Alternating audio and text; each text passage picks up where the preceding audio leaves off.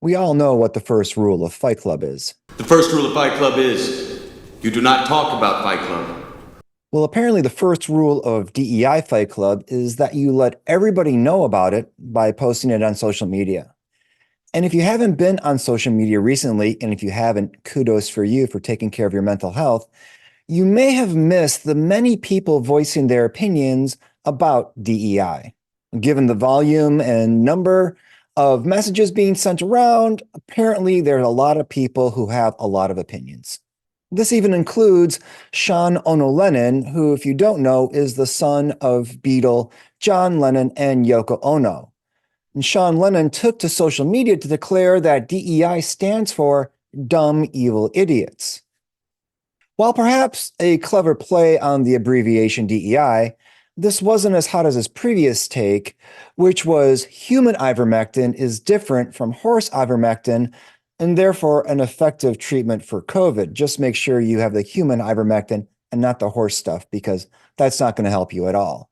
Sean's statement is just one indication of a larger debate taking place regarding the motivations, value, and merit of DEI programs. And while Sean's comments may have flown under the radar and you may not have noticed them at all, there is a much larger disagreement that took place between two barons of business and billionaires, which has received a lot more attention.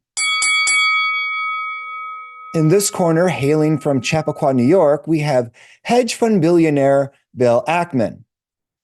And in this corner, hailing from Pittsburgh, Pennsylvania, we have Mark Cuban.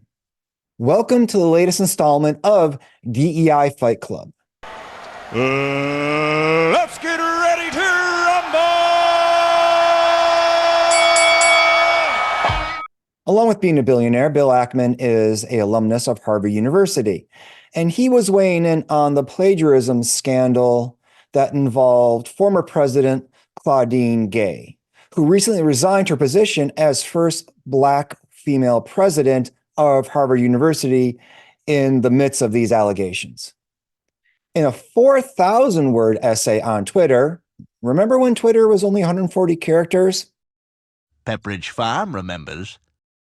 Ackman provided an extensive account as to why he finds DEI problematic. Now, to summarize his position, he states the following in his 4,000-word Twitter essay. Under DEI's ideology, any policy, program, educational system, economic system, grading system, admission policy, and even climate change due to its disparate impact on geographies and the people that live there, etc., that leads to unequal outcomes among people of different skin colors is deemed racist. Now, the main point I want to focus on here is the claim or the inference that Professor Gay was not qualified to be president of Harvard University. And the only reason why she was chosen in the first place was because she's a Black woman, that her selection was not because of her qualifications. Rather, it was in servitude to a larger agenda or ideology of DEI that was being pushed by certain parts of the institution.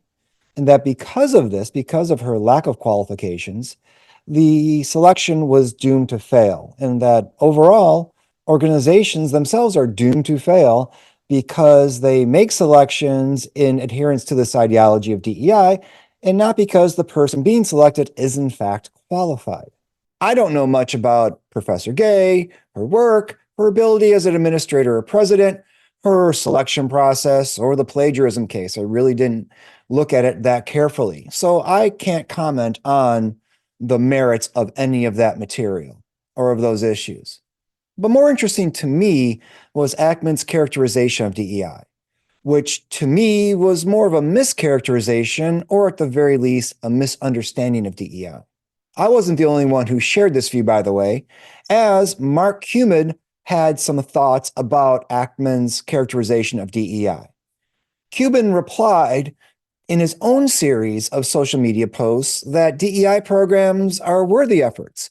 And he lays this out in his 600-word response, which is not nearly as big as 4,000 words, but it's not the size of the response that matters, but how effective it is.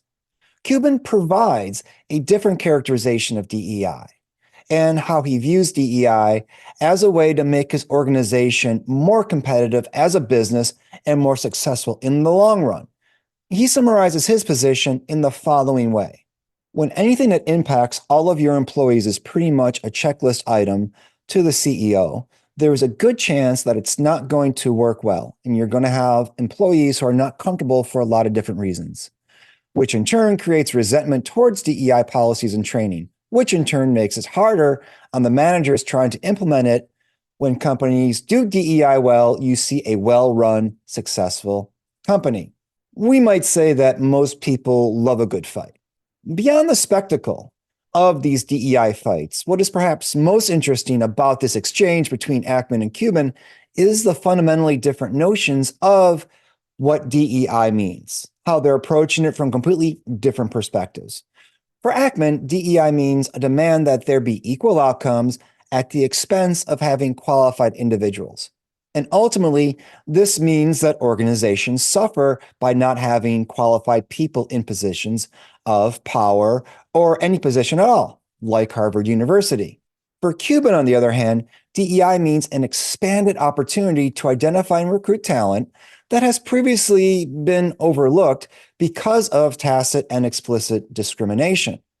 Equal opportunity, not equal outcome, and fair treatment create an environment that produce the best results.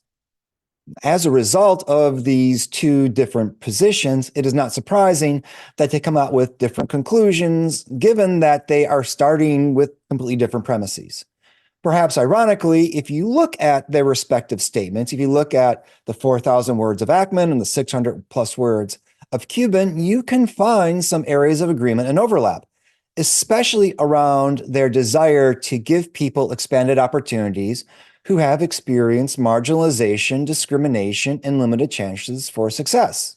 You might be asking the question, why should we care what two billionaires are saying on Twitter or X, after all? Why should this concern us whatsoever? Well, primarily because leadership matters, especially around DEI efforts. And people who are viewed as leaders for their respective organizations and fields are going to influence how the organizations act and what steps the organizations take.